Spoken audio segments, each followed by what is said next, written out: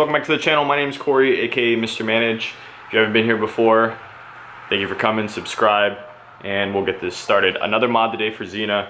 Today I'm going to be installing a air intake scoop, and it also is a windshield washer reservoir relocating kit.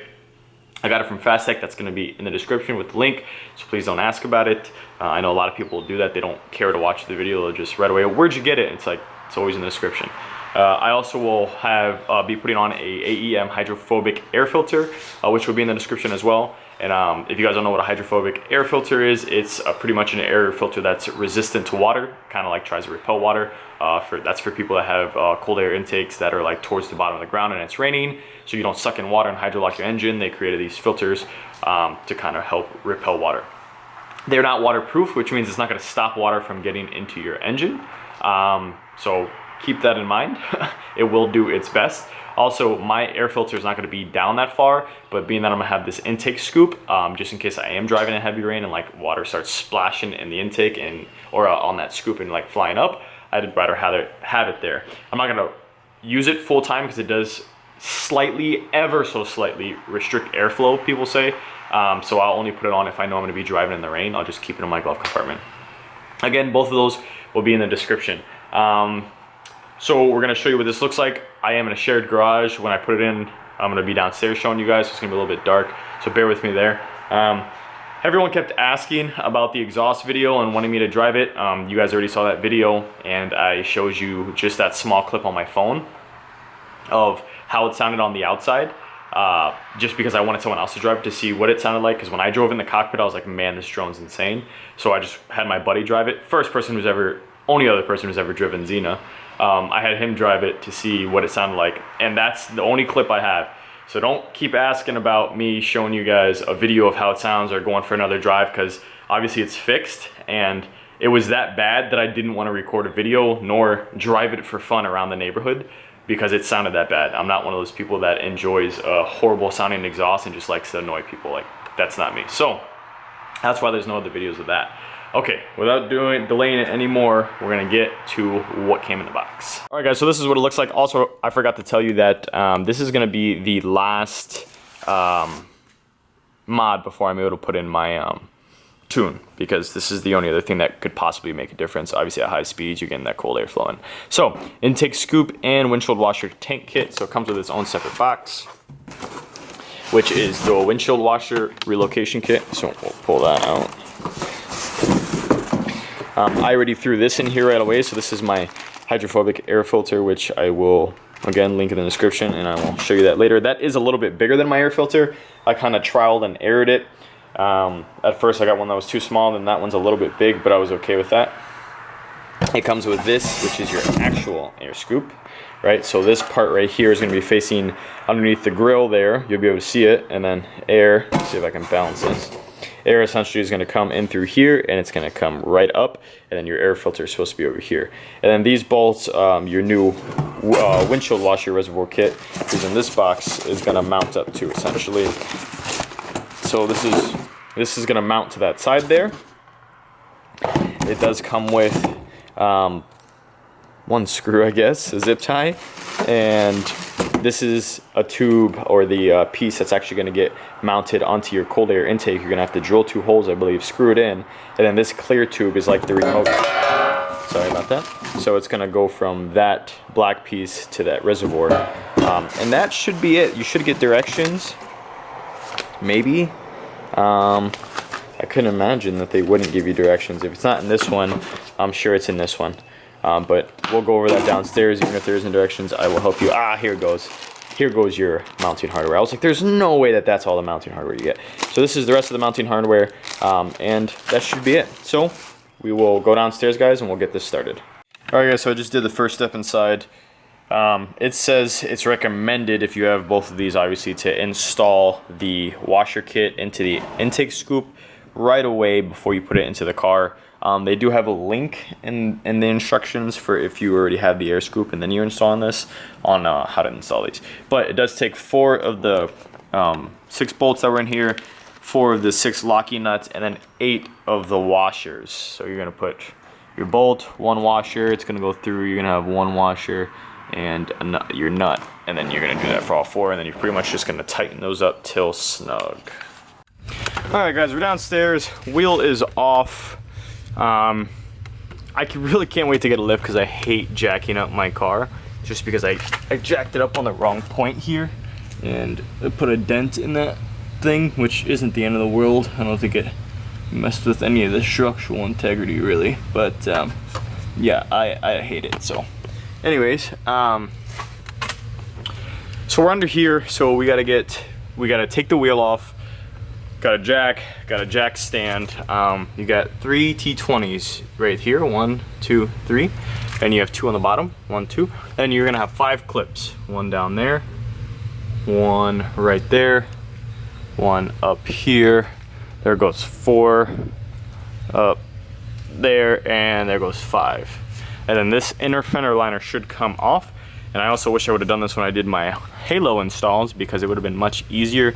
And then the washer tank reservoir should be right about there. Alright guys, so I got an exposed view for you here. You can see the lowering springs I have. So actually it's nice. Here you can see the headlight. There goes my LED conversion kit and the wiring to the side of the halos. Remember I told you guys I crimped it in there, but you can never see it. So that's the washer reservoir we're going to be taking out. And then we're going to end up cutting a piece, probably that little piece of plastic down there, to get the scoop in there. And that's going to be pretty tough. It'd be benefit you to use a Dremel, but I don't have power down here in the shared garage, so I'm probably going to be try and use a saw to get it out. We're going to have to get that little piece back there out. Anyways, you got 3 bolts. You got 1 there and 2 down there. There's 1 on this side. I don't know if you could see it back there.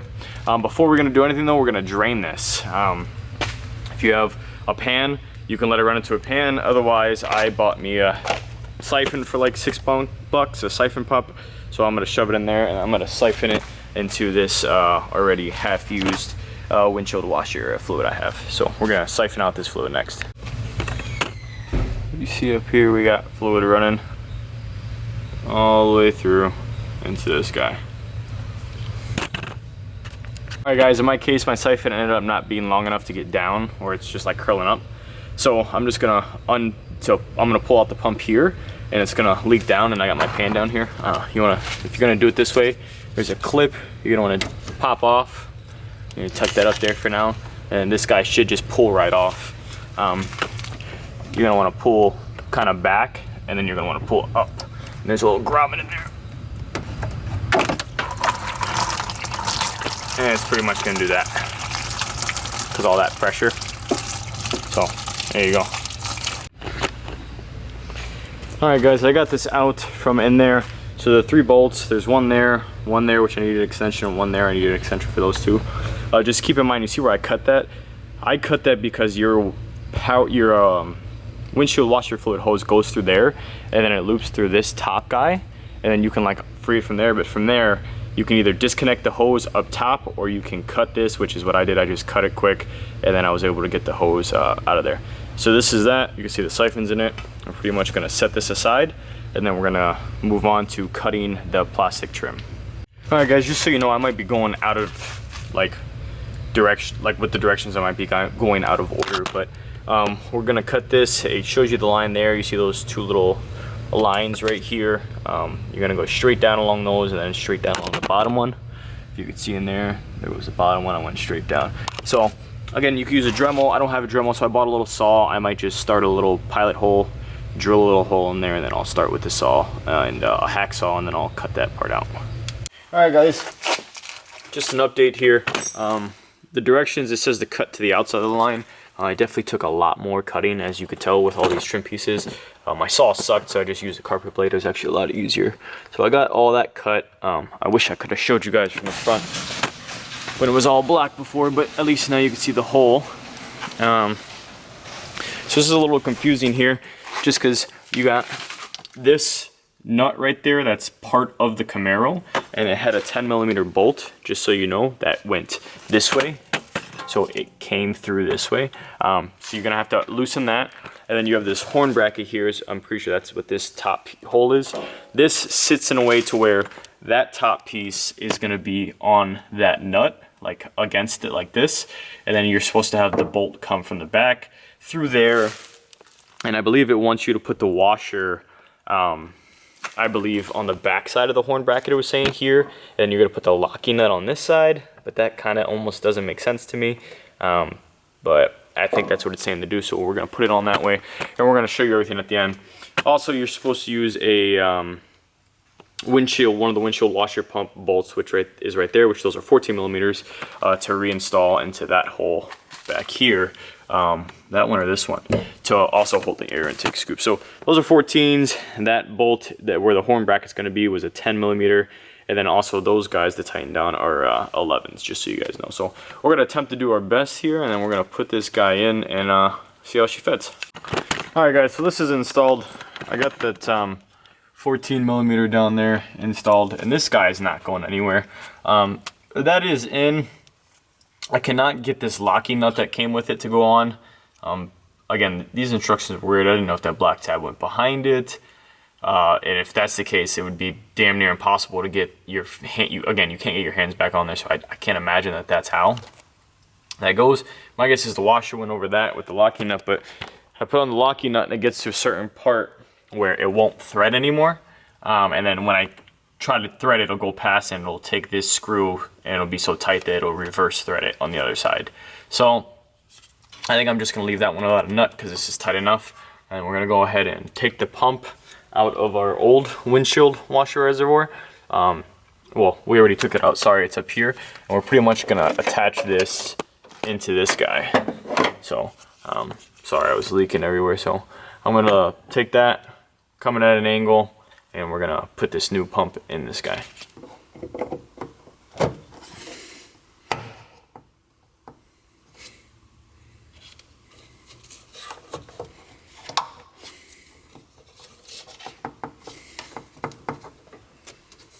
Alright guys, so that's done. Now we're gonna take the clear tube that came with the kit, we're gonna put the clamp over it, we're gonna throw it on here, and then we're gonna route it up to the top towards where we want to mount the top fill. They do give you a zip tie, which is right there, and you can zip tie the pump cable or a line, how you want down there. Keep in mind that you do want to test fit this before the clear tube, before you completely mount anything, because you want to make sure that it reaches. Definitely have a lot more space now that you don't have that big thing all the way over there. You could see it from here, that's how big it is in here. The most common place to route the remote fill site as well, they say, is in the, if you have a cold air intake, it's to drill 2 holes inside your cold air intake somewhere and mount it up that way. So make sure you fit it before you go ahead and put it in, and keep in mind as well that this fill right here, this cap, you're not going to be using. And then obviously before you put everything together, make sure you try your motor and its pushing fluid. So we're gonna go ahead and route this up the clear hose, and then we'll go from there. Hey guys, I got that tube tightened down and on its way up. There was my intake, and I am going to, I took off, if you have a cold air intake, it'd probably be easier if you just take it off. That way you can put this where you want it, because this kind of sits weird. It's not flush like, sorry guys, this sits kind of weird. It's not flush like this, it's kind of like this, so it'll stick out a little bit. And then once you get this part, I have a marker in my hand. I'm gonna mark these holes, and then I'm gonna grab, you're gonna need a drill for this. You're gonna take a 1/4 inch drill out the holes. They recommend doing 1 hole at a time, bolting it in and making sure that your Sharpie mark lines up. That way you don't accidentally drill 2 holes and they're not exactly right. Also, when you're doing this, I didn't cut my tube until the end. I'm not going to cut it until I have that in and everything's back, and that way I know I have the exact length I need. So we're going to drill those holes and use the last 2 screws provided to drill this guy in, and then that should be pretty much it. We should be wrapping up. Alright guys, so see if I can get a good light on this. I finished this up, and I got the 2 holes in there. This is all mounted up nice, and then I did, again, this is why you drill 1 hole first, even though I did. It's still, the drill kind of slipped and accidentally made another one, so I had to make 2 holes.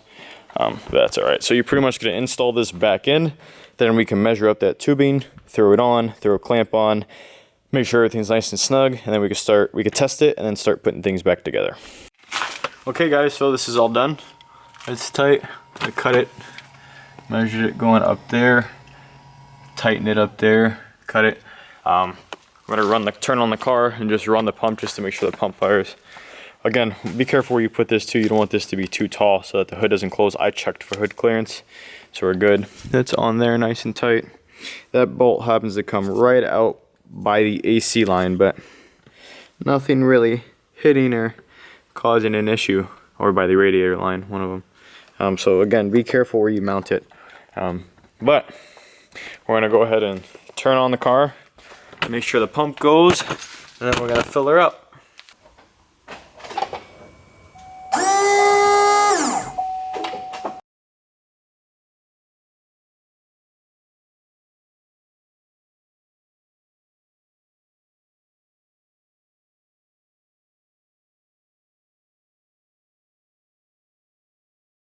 Alright guys, there you have it. That's filled up, caps closed, and then the last part is this AEM dry flow filter, the hydrophobic.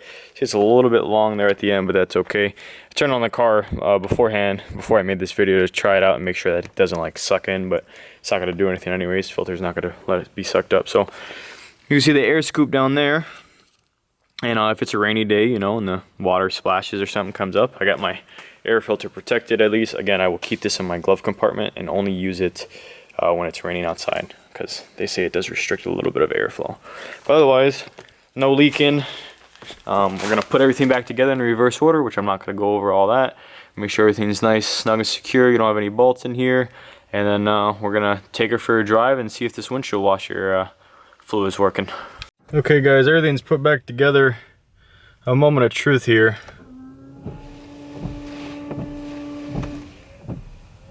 Never lost a beat, skipped a beat.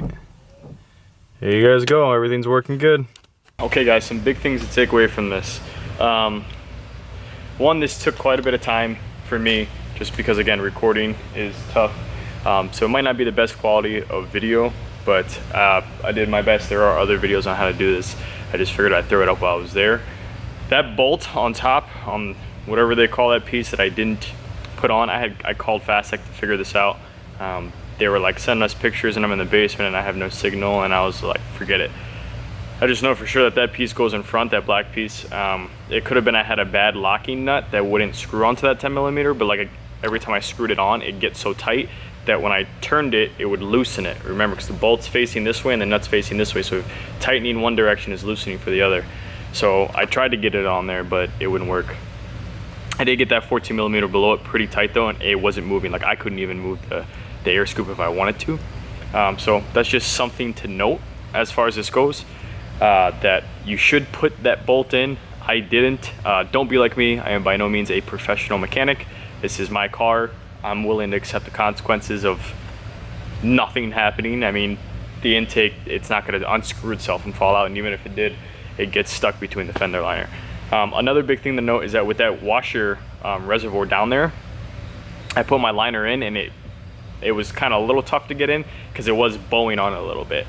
After I was done with everything, I realized, oh shit, I gotta put my tire in, and I have big wheels, and I was hoping that I had clearance. So if you do have aftermarket wheels like me, I have 20x10s on the front with 285 35s. Make sure that you turn the wheel all the way to the inside and you have clearance. I looked under there, I put my hand there, I can still fit a hand length between my tire and my fender liner. Something to be aware of.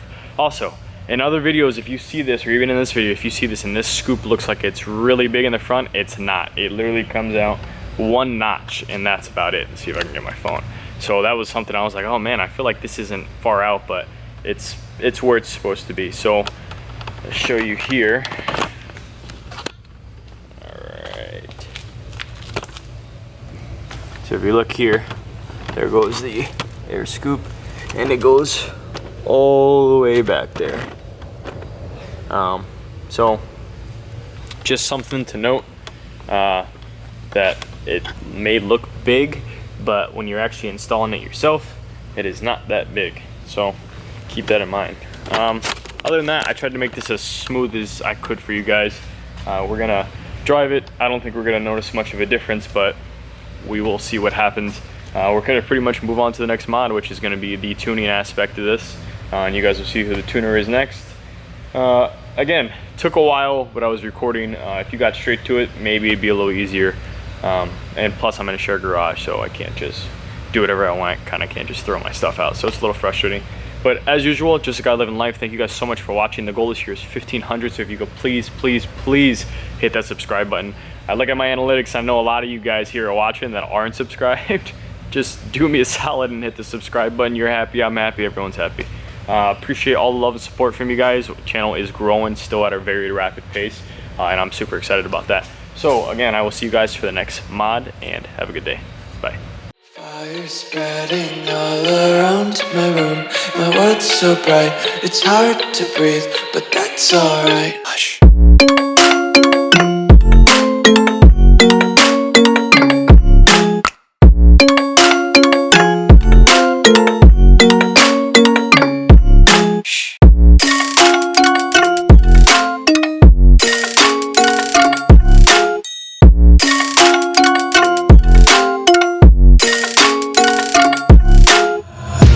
Take my eyes away.